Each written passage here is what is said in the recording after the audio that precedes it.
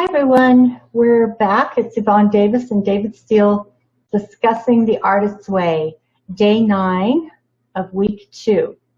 And this week covers recovering a sense of identity.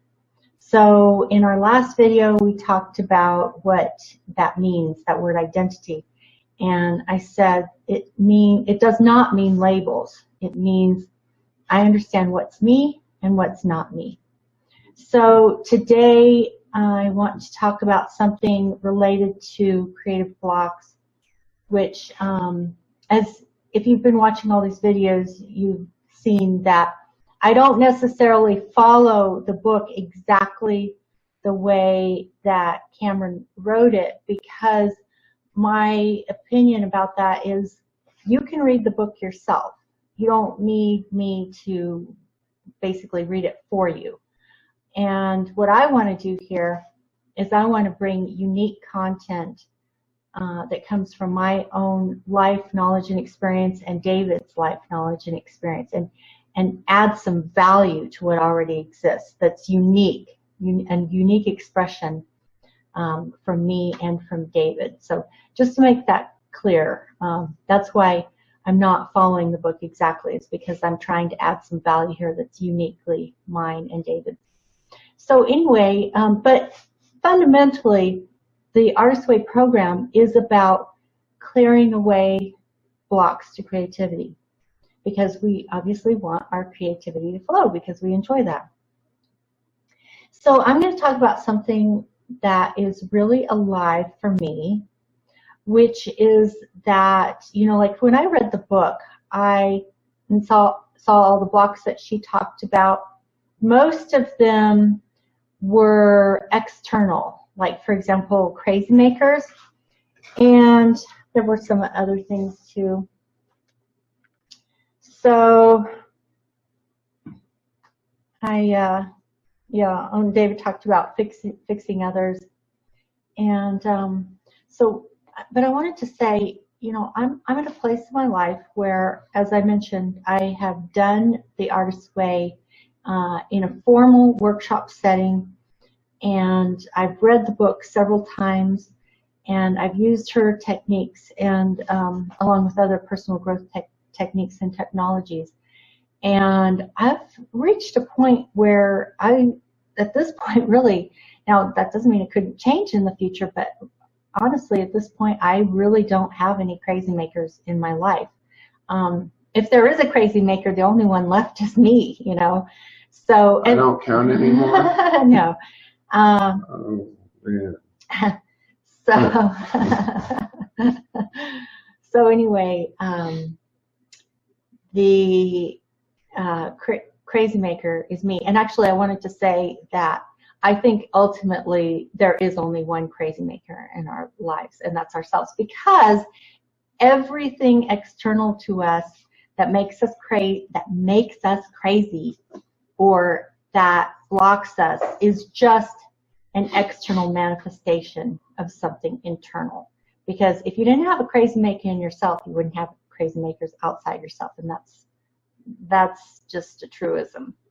So anyway, I have made progress in shaping the world that I now live in, creating my life, my reality, my world, my environment, and it's much more conducive to creativity now. But that doesn't mean that I don't still have blocks, internal blocks. And I was just talking to David today about an experience that I had that was so illuminating for me, because yesterday I was on fire. I got up, I had energy, I was excited, I had work to do, and I got it done. And I took care of 7 very important tasks that had to do with client appointments, emails, sending out an electronic newsletter. Went to a party, which when I go to parties, I don't drink, so I don't go to a party to drink. I go because I want connection. You know, I want to nourish my relationships and meet those needs for connection and community, and sometimes networking as well. So there were 7 things that I had on my to-do list. They were all important to me. I got them all done, and I felt very energetic all throughout the day and very excited. And then I had a really good night's sleep, and I woke up early and had a very clear list of things to do. And I think there were maybe, probably about maybe 3 things or 4 that were high on my list, and then some other things that were just general, life tasks like going to the library or the bank. So I got a couple of minor tasks done, but I could not seem to motivate myself to work on some things that seemed like in my head I said, well, those things are important. So why do I have no energy, especially when I saw the contrast between the way I was yesterday and my experience today?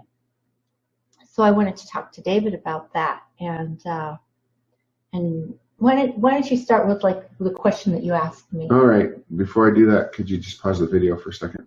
Okay. So when I asked Yvonne to pause the recording, it just demonstrated something. There was a flow of information that was just moving along, then all of a sudden it stopped. And now here it is again. So there was a disruption. When we talk about the word blocks, I think we often think of something like a wall that is in front of us and we're pushing against it. Where often a block, instead of being this presence in front of us, it's actually an absence. All of a sudden it's like someone pulled the drain on the tub. And our inspiration, our excitement, our willingness to do something just vanishes. And so actually there's this emptiness, this lack. And so we can't summon the energy to do something.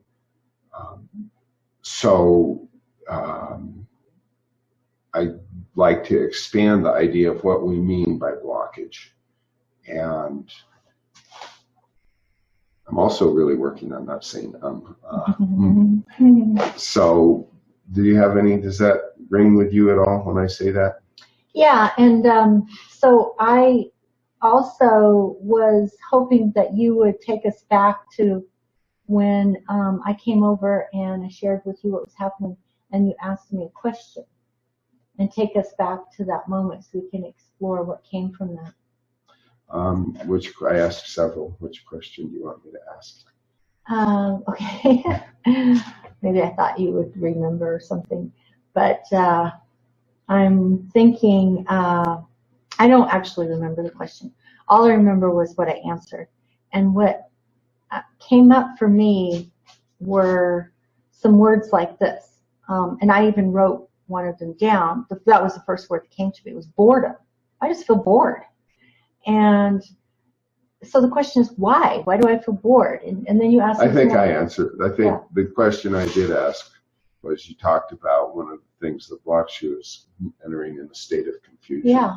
And I asked you to describe confusion, because you just did a good job of describing when you're motivated and productive and what was going on in your physiology and your thoughts and your feelings.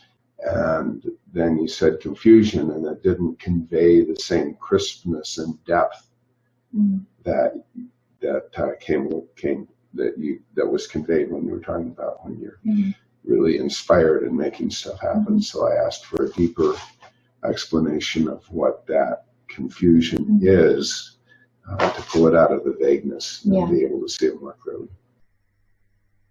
So what came from that conversation was basically that there was like the opposite would be a sense of alignment, like the energy is flowing, everything's in a line. I could think about something, I could express it outwardly, either speaking it to someone or writing it down. I could take action, and then I felt something in my body that I would describe as pleasurable. And that doesn't, when I say pleasurable, that doesn't mean necessarily, oh, it's all tingly in my butterflies in my stomach or whatever. You know, sometimes I might feel some anxiety and or like a little overwired or something, you know, or maybe even some tension when you're really focused, you know. So I'm not saying, when I use the word pleasurable, I don't necessarily mean like all warm fuzzies. Sometimes, there's a little stress to the tension, but at the end of the day, there's something very satisfying and fulfilling, and that's what I'm talking about. And you have a sense that there's I guess I would use the word rightness about it, even though I don't normally like to use that word, but it's like it lands in a way that you want to repeat that experience.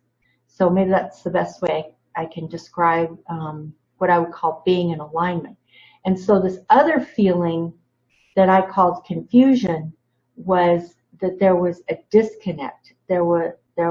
I was not in alignment. There was a lack of integrity or integration. So we got to talking about what exactly do these words mean. And if you think about the word confusion, the base concept in that word is fuse. And fuse means to bring things together and blend them together. And that's also the same idea when you're talking about integrity, which comes from integration. Integration, again, is a kind of weaving together.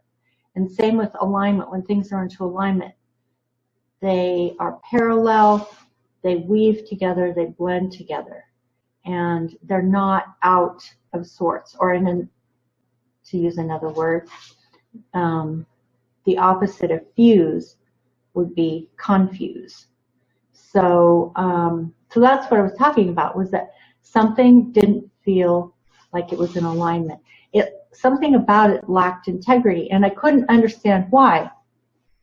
But I think this is absolutely essential to understanding some of the things that block us. And so that's where I wanted this conversation to go, was to explore, because I think this is absolutely related to the idea of identity. Who am I? What do I value? Where is my integrity? And how am I in alignment? And if I am not in alignment, then why am I not in alignment? Because if there's a lack of alignment, then there's a lack of integrity. And if there's a lack of integrity, there's also an identity issue. Does that make sense? Yes. I'm not supposed to say that.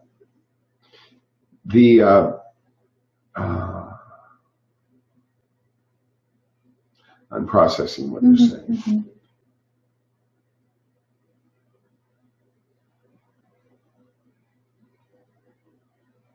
So what I would say then is, when you're saying you're not in alignment, it means I interpret that as parts of yourself pulling in different directions.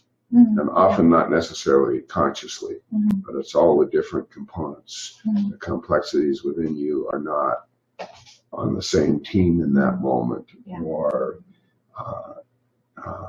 not in agreement about mm-hmm. the goal you're pursuing. Mm-hmm. And so your energy is diffuse and moves in different directions, mm-hmm. rather than being focused. Mm-hmm. So first thing I'd like to say about that is that's a normal human experience. Mm-hmm. So we have a tendency in our culture to pathologize something, to take a phenomenon and look at it through the lens of wrongness. Mm-hmm. And that is an experience that I think everyone can relate to, mm-hmm. because it's just part of being human. Mm-hmm. So being able to accept that that's what's going on is the first step in mm-hmm. transforming and bringing stuff back into alignment. And so if you're out of alignment, maybe there's something that's really important that is not being included in the goals or in the overall vision. Mm-hmm. Or there's a part, something that's a part of our being that's not being fed, that wants attention. Mm-hmm. So when you talk about integrity and identity and recognizing, wow, this is me, this is who I am. Mm-hmm. When we're not in alignment, then it's like what I'm getting is maybe there's a piece that's ostracized or excluded from this is who I am, or not understood. And so I don't know why, but what really comes up is this self-acceptance stuff, how important that is, to be able to recognize, well, this is who I am right now. This is what's going on in me right now. And have a curiosity about it rather than an opinion about it. Does that make sense? Yeah, and I do think that there's definitely times in life when that's the issue that's in front of us. That's the way it manifests. In this case, I have a feeling it's more about some messages, that we receive during our lives that get so deeply interwoven into our being that we can no longer distinguish what is me and what is not me. And I'm talking about values. And the fact that so many of us have these messages in our head about what we should do. You should do this, you shouldn't do that. What will people think? And I think that's where the confusion comes from. All right, so be specific about that. What's a message? Well, I was just watching a motivational video this morning. It's something I enjoy doing. It kind of does actually help. It helped me a lot of times listen to a motivational video in the morning. But it said, there was something about the message that was coming through that I think the way the person said it was that you have to act in order to feel instead of feeling in order to act. You have to act in order to feel. And I do think there is some truth to that, but I also think there's some truth to what Stephen Covey said, which is if you're going to climb the corporate ladder, at least make sure it's leaning against the building, the right building, that you want to enter. So maybe the fact that we don't feel like doing something, instead of just, always this go, go, go, rah, rah, rah, just do it. Who cares what you feel? Just do it.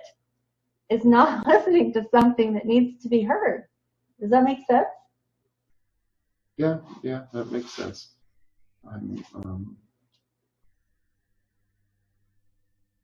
I would say that has to do with values, like knowing what do I actually value? What do I actually want? All right, so I feel like we've moved on to a slightly different track and I can see how that ties into alignment. When you say make sure it's lined up against the right building. So what I hear in what you're saying is really checking in and making sure the guiding principle that is calling us forth is us. Yes. And not because we have to, because it's a message, because to be successful, you have to do all of this stuff. Mm-hmm. But it feels like I'm putting on clothes that don't fit. Mm-hmm. But I feel like, I'm going to a party. These are the clothes I have to wear, even if they're uncomfortable. Mm-hmm. Instead of designing your own wardrobe and going to the party so that you are present as who you are, mm-hmm. not as a presentation of your image of who you think other people expect you to be. And you want to be accepted by them, so this is the image I better present. And by the way, when I didn't present this image in the past, I was punished. And I don't want to be punished, so I think I better behave in a way that's just really not in alignment with me. But I don't want to do that because I got to be me. So how do I find a way to be me and still merge with all of this surrounding world? How's that? Is that? Yeah, I think that to some degree reflects back what I was saying about this, going back to what this week is about, recovering a sense of identity. What is me? What is not me? And it's not just, like something obvious like having a crazy maker in your life. When you have really toxic people in your life, I have cravings for coffee. It's easy to identify that. And because it's easy to identify it. Well, what do you mean by toxic people in your life? I mean like people who say what you should do. You know, you should dress better. You know, you should shave your beard off. You should sit up straighter. You know, it makes you want to do the opposite, doesn't it? And you know, and that's obviously I'm just being silly and playful, but it can take. That didn't feel silly and playful. It can take. It did feel silly, and right? Playful, but it also stung. Yeah, so that's the thing. You know, it's like when someone criticizes the way you style your hair, the clothes you wear, the choices you make in your life, it does feel. But it's because I care about you, because I want you to do well. Right. You know, I can't help it if you're a failure. I'm trying to improve you. You know, yeah. I really do care. Otherwise, I wouldn't even bother, because it's so unpleasant to think about this stuff and to watch you fail. And I just don't want that for you. So shape up. Right. So. Or else. Right. And so that's what I mean by toxic people. Okay. Are people who, whether they act like they're doing this for your best interest, really have their own interest at heart. Well, I think they can have your best interest at heart too. The way they express it is just constrained by what they've learned. Mm-hmm. And so it can be a very sincere, loving expression that is self-defeating. Yeah, and something that if it's not you know, like I said, when you're in alignment with your true self and your true values, at the end of the day, it feels good. And when it feels toxic, we know that we're out of alignment. And that's what I'm talking about. Is toxic people are easy to identify, but the inner toxicity, you know, those little voices that are so that whisper so quietly that you don't even know that you're hearing them, that say, you should do this, you should do this. And there's something inside you that just doesn't want to do it. And I think that's what I'm saying. We've got to listen and find out, what is that about? Because unless we listen to it, it's going to keep having some power that, you know, I love doing these Artist Way videos, for one thing. I'm a huge fan of this program, and this is an opportunity for me to delve deeply into this material in a way that I wouldn't be able to do it any other way. And that's one of the things that they say, you know, you learn or you teach what you need to learn. So I am doing this because I am passionate about it, and I have no doubts about it. And look here, I have no problem getting myself to do it. In that sense, I am in alignment. I know what my values are. I can think it. I can feel it. I can speak it. I can write it. I can take action on it. And I feel good when I'm done with it. But there are other things that I would tear my hair out before I would do it. And I want to understand, why does that keep showing up on my to-do list and keeps not getting done? And why is it so hard for me to either do it or take it off my list? That's what I struggle with. That's my inner crazy maker.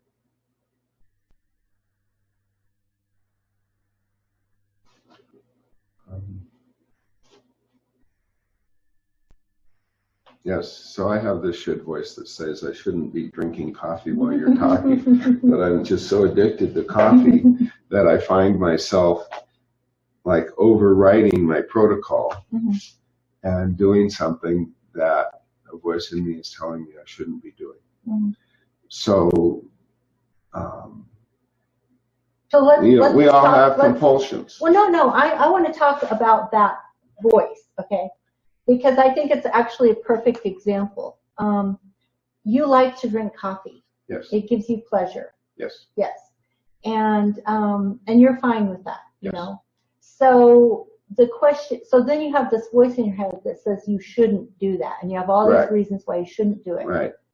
And I don't know if one of them is because you think to yourself, well, Yvonne's not going to like it if I am drinking coffee in her video, but actually it doesn't bother me. I would just as soon you hold it in your hand and drink, you know, without any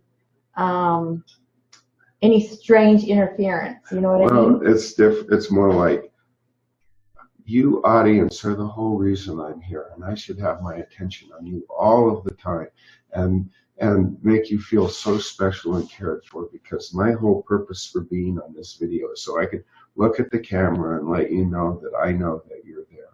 And then I take my attention away from the camera, and I'm like, oh, okay, is the audience going to feel bored or rejected? Are they going to look at me as some kind of loser? Is that going to end up undermining Yvonne's video? And then all of a sudden, I am a failure. So that's kind of that's the scenario. Yeah. That goes through my head. Mm-hmm. Yeah. And that kind of self-talk can happen with something as simple as drinking a cup of coffee, which for me is so meaningless, but I can see how something as simple as that can cause a lot of inner disorientation, disconnection. Right. And I would use the word confusion, to all the way to something as important as, you know, applying for your dream job. You know, I can't do this because, like maybe, let's say you want to do something really creative. Maybe you want to be an actor or an actress, and you know your parents won't approve, but you have a passion for it, you know? Let's say you took theater in high school and you secretly wanted to take it as your major in college. Well, that's not a secret anymore. You told me about that. Me wanting to be an actress? Yeah. Yeah, but that wasn't my greatest passion. My greatest passion is to write. But anyway, let's say, you know, it can be something as simple as drinking a cup of coffee while you're, you know, being recorded on a video, to something as important as your entire life, you know? Right. How do you live your entire life? Do you follow your passion, or do you listen to those voices in your head that say, you can't do that, you shouldn't do that, that's not a smart move, you're going to end up broke and poor? Okay. And you see what I'm saying? Well, here's what I want to do. I want to tie this back to identity. Okay. So identity is really becoming acquainted with and clear about myself. Mm-hmm. If my self-esteem is low, it's not going to be enough. Mm-hmm. I'm going to see lack. I'm going to see imperfection, and it could be paralyzing. Mm-hmm. So what you're really implying to me when you talk like this is cultivating that confidence to be who you are, to be proud of who you are, to be accepting of who you are, and to be loving towards yourself, be loving towards who you are. Mm. So self-esteem is really important. And so when I think we talk about how we interact with the blockages or the obstacles or the diversions that seem to take us away from our path, I think what really helps us through that is that sense of cultivating that sense of self-worth and acknowledging that, yes, I am valuable. What I have to contribute matters. Mm-hmm. And then that makes it easier to find inspiration. That's very tender. That's really, since we are so used to criticizing, and we live in a culture of criticism. Just look on the news, look in politics. Mm-hmm. You know, we are constantly criticizing, and we criticize ourselves. And so that self-acceptance and that really seeing that there's something in me of value, to me is the key leverage point, mm-hmm. Key place to really work if we want to transform what blocks us and express ourselves in a free and uncensored way but is also pragmatically effective and productive in our outward life. Mm-hmm. So that's what really comes up strong. Yeah. All right. Well, I think just because of the length of the video, that this is probably a good place to bring this to an end. Oh, did we go too long again? Oh, just kidding. But I'm hoping that in future videos we might be able to talk a little bit more about how do we feed ourselves such that we, we feed that self-love, that sense of self-worth, the self-esteem. Right. That's huge. Yeah. It's a huge topic. I think it's a big part of the core of the artist's way, because if we don't think what we have to offer is worth it, we're not going to be inspired to offer it. So I just want to say one pragmatic thing when it comes to cultivating that sense of self-worth and cultivating identity, is it really helps to remember to breathe and check in with our bodies, because that is a very powerful affirmation of the I am, that I exist. And often our core sense of self begins with body awareness. And then often we stay away from our bodies because we're afraid of them, or uncomfortable by checking in with them because there's such dissonance in our world. And I guess I'm moving into another whole huge topic, but remembering to breathe, to check in with our bodies, is a very effective way to start working around that self-love, self-worth kinds of transformation in our lives. Yeah. Okay, and we will come back to this topic, so stay tuned. Ring the bell. Okay. Alrighty, so thank you for joining us again, and as always, please subscribe, and please click like, ring the bell, and offer any comments that you have below. Also, check out in the description box, there are links to my online class called Unleash Your Creativity, and my website, and a link to Rocky Mountain Compassionate Communication Network, which both David and I work for as accredited facilitators. Thanks so much for joining us, and we will see you again next time.